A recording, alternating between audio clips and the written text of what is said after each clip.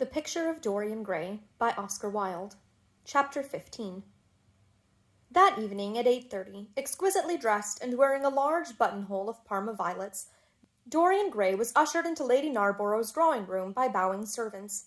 His forehead was throbbing with maddened nerves, and he felt wildly excited, but his manner as he bent over his hostess's hand was as easy and graceful as ever. Perhaps one never seems so much at one's ease as when one has to play a part. Certainly no one looking at Dorian Gray that night could have believed that he had passed through a tragedy as horrible as any tragedy of our age. Those finely shaped fingers could never have clutched a knife for sin, nor those smiling lips have cried out on God and goodness. He himself could not help wondering at the calm of his demeanor, and for a moment felt keenly the terrible pleasure of a double life. It was a small party, got up rather in a hurry by Lady Narborough, who was a very clever woman with what Lord Henry used to describe as the remains of really remarkable ugliness. She had proved an excellent wife to one of our most tedious ambassadors, and having buried her husband properly in a marble mausoleum which she had herself designed, and married off her daughters to some rich, rather elderly men, she devoted herself now to the pleasures of French fiction, French cookery, and French esprit when she could get it. Dorian was one of her especial favorites, and she always told him that she was extremely glad she had not met him in early life. "I know, my dear, I should have fallen madly in love with you," she used to say, "and thrown my bonnet right over the mills for your sake. It is most fortunate that you were not thought of at the time. As it was, our bonnets were so unbecoming, and the mills were so occupied in trying to raise the wind, that I never even had a flirtation with anybody. However, that was all Narborough's fault. He was dreadfully short-sighted, and there is no pleasure in taking in a husband who never sees anything." Her guests this evening were rather tedious. The fact was, as she explained to Dorian, behind a very shabby fan, one of her married daughters had come up quite suddenly to stay with her, and, to make matters worse, had actually brought her husband with her. "I think it is most unkind of her, my dear," she whispered.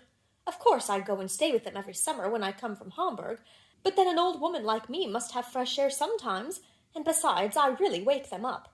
You don't know what an existence they lead down there. It is pure, unadulterated country life.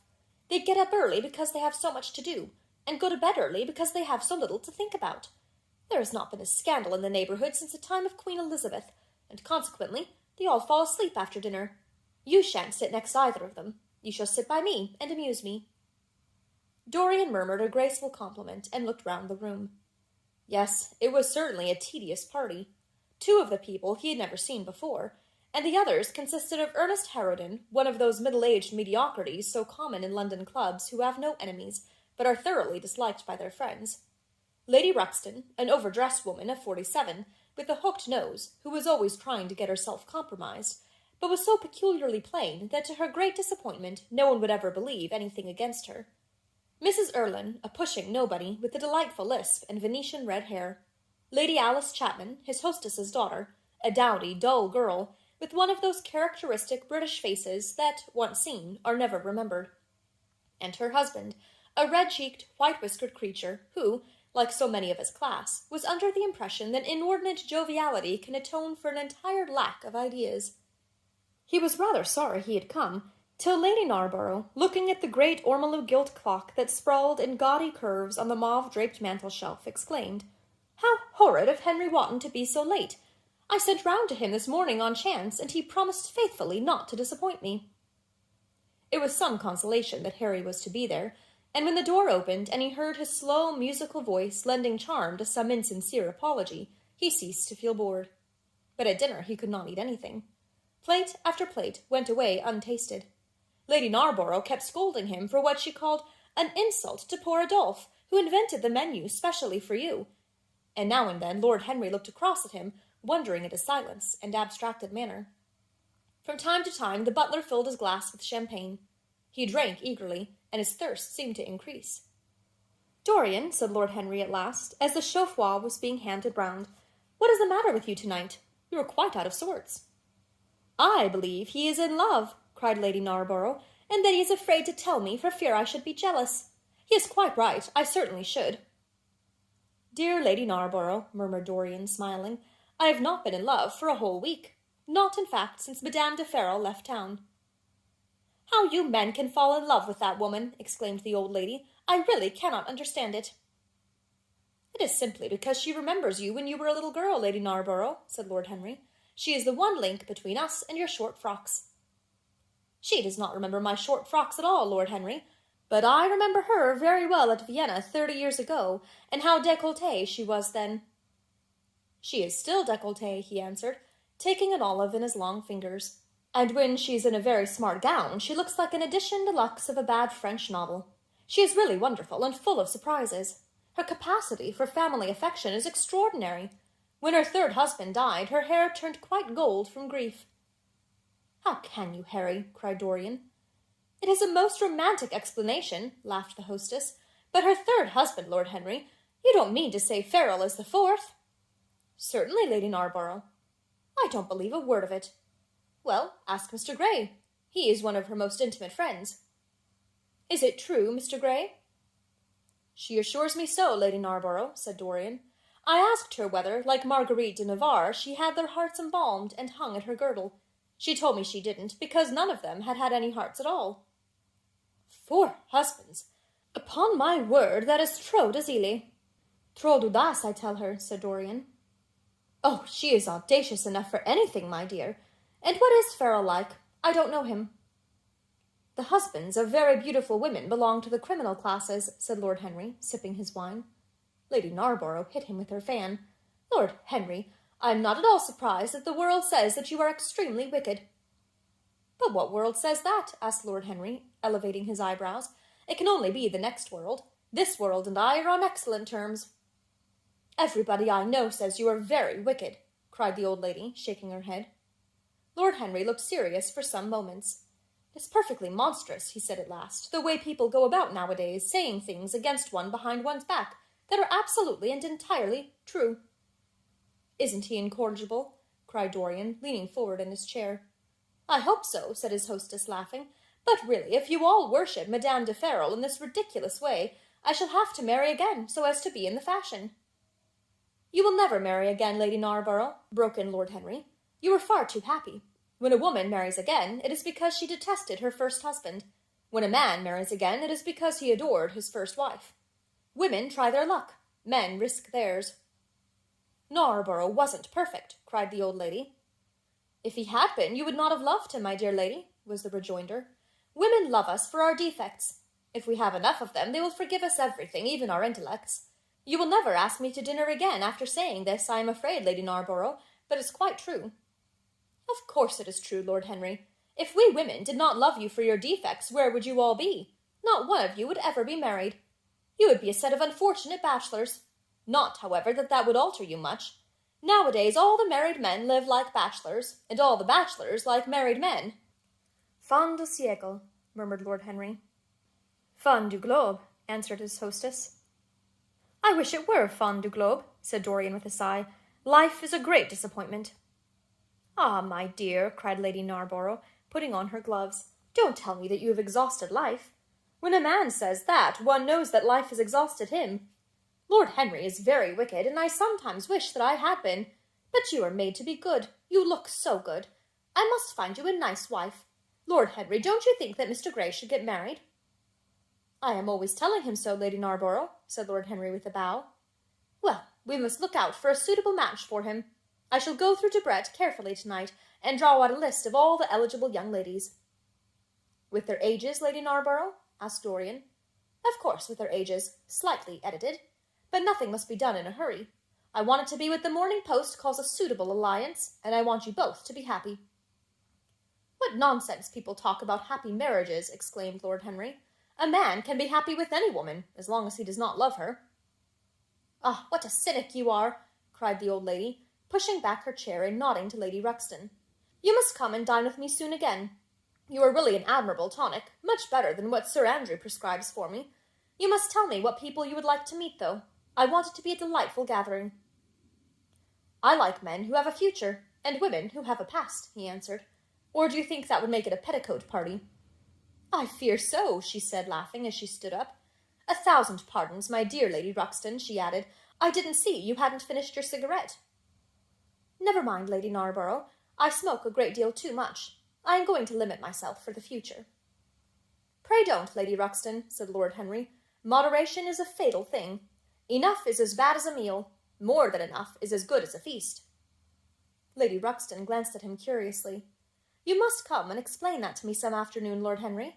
It sounds a fascinating theory, she murmured as she swept out of the room.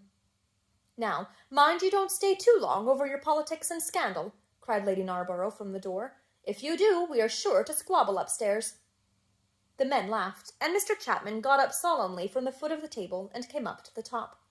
Dorian Gray changed his seat and went and sat by Lord Henry. Mr. Chapman began to talk in a loud voice about the situation in the House of Commons. He guffawed at his adversaries. The word doctrinaire, word full of terror to the British mind, reappeared from time to time between his explosions. An alliterative prefix served as an ornament of oratory. He hoisted the Union Jack on the pinnacles of thought. The inherited stupidity of the race, sound English common sense, he jovially termed it, was shown to be the proper bulwark for society. A smile curved Lord Henry's lips, and he turned round and looked at Dorian. Are you better, my dear fellow? He asked. You seemed rather out of sorts at dinner. I'm quite well, Harry. I'm tired, that is all. You were charming last night. The little Duchess is quite devoted to you. She tells me she is going down to Selby. She has promised to come on the 20th. Is Monmouth to be there too? Oh, yes, Harry. He bores me dreadfully, almost as much as he bores her. She is very clever, too clever for a woman. She lacks the indefinable charm of weakness. It is the feet of clay that make the gold of the image precious. Her feet are very pretty, but they are not feet of clay. White porcelain feet, if you like. They have been through the fire, and what fire does not destroy, it hardens. She has had experiences. How long has she been married? Asked Dorian. An eternity, she tells me. I believe, according to the peerage, it is 10 years. But 10 years with Monmouth must have been like eternity, with time thrown in. Who else is coming? Oh, the Willoughbys, Lord Rugby and his wife, our hostess, Geoffrey Clouston, the usual set. I've asked Lord Grotrian. I like him, said Lord Henry. A great many people don't, but I find him charming. He atones for being occasionally somewhat overdressed by being always absolutely overeducated. He's a very modern type. I don't know if he'll be able to come, Harry. He may have to go to Monte Carlo with his father. Ah, what a nuisance people's people are. Try and make him come. By the way, Dorian, you ran off very early last night. You left before 11. What did you do afterwards? Did you go straight home? Dorian glanced at him hurriedly and frowned. No, Harry, he said at last. I did not get home till nearly 3. Did you go to the club? Yes, he answered. Then he bit his lip. No, I don't mean that. I didn't go to the club. I walked about. I forget what I did. How inquisitive you are, Harry. You always want to know what one has been doing. I always want to forget what I have been doing. I came in at 2:30, if you wish to know the exact time. I had left my latchkey at home, and my servant had to let me in. If you want any corroborative evidence on the subject, you can ask him. Lord Henry shrugged his shoulders. My dear fellow, as if I cared. Let us go up to the drawing-room. No sherry, thank you, Mr. Chapman. Something has happened to you, Dorian. Tell me what it is. You are not yourself tonight. Don't mind me, Harry. I am irritable and out of temper. I shall come round and see you tomorrow or next day. Make my excuses to Lady Narborough. I shan't go upstairs. I shall go home. I must go home. All right, Dorian. I dare say I shall see you tomorrow at tea-time. The Duchess is coming. I will try to be there, Harry, he said, leaving the room. As he drove back to his own house, he was conscious that the sense of terror he thought he had strangled had come back to him. Lord Henry's casual questioning had made him lose his nerve for the moment, and he wanted his nerve still. Things that were dangerous had to be destroyed. He winced. He hated the idea of even touching them. Yet it had to be done. He realized that, and when he had locked the door of his library, he opened the secret press into which he had thrust Basil Hallward's coat and bag. A huge fire was blazing. He piled another log on it. The smell of the singeing clothes and burning leather was horrible. It took him 3/4 of an hour to consume everything. At the end he felt faint and sick, and having lit some Algerian pastils in a pierced copper brazier, he bathed his hands and forehead with the cool, musk-scented vinegar. Suddenly he started. His eyes grew strangely bright, and he gnawed nervously at his underlip. Between 2 of the windows stood a large Florentine cabinet, made out of ebony and inlaid with ivory and blue lapis. He watched it as though it were a thing that could fascinate and make afraid, as though it held something that he longed for and yet almost loathed. His breath quickened. A mad craving came over him. He lit a cigarette and then threw it away. His eyelids drooped till the long fringed lashes almost touched his cheek, but he still watched the cabinet. At last he got up from the sofa on which he had been lying, went over to it, and having unlocked it, touched some hidden spring. A triangular drawer passed slowly out. His fingers moved instinctively towards it, dipped in, and closed on something. It was a small Chinese box of black and gold dust lacquer, elaborately wrought, the sides patterned with curved waves and the silken cords hung with round crystals and tasseled and plaited metal threads. He opened it. Inside was a green paste, waxy in luster, the odor curiously heavy and persistent. He hesitated for some moments, with a strangely immobile smile upon his face. Then, shivering, though the atmosphere of the room was terribly hot, he drew himself up and glanced at the clock. It was 20 minutes to 12. He put the box back, shutting the cabinet doors as he did so, and went into his bedroom. As midnight was striking bronze blows upon the dusky door, Dorian Gray, dressed commonly and with a muffler wrapped round his throat, crept quietly out of his house. In Bond Street he found a hansom with a good horse. He hailed it, and in a low voice gave the driver an address. The man shook his head. "It is too far for me," he muttered. "Here is a sovereign for you," said Dorian. "You shall have another if you drive fast." "All right, sir," answered the man. "You will be there in an hour." And after his fare had got in, he turned his horse round and drove rapidly towards the river.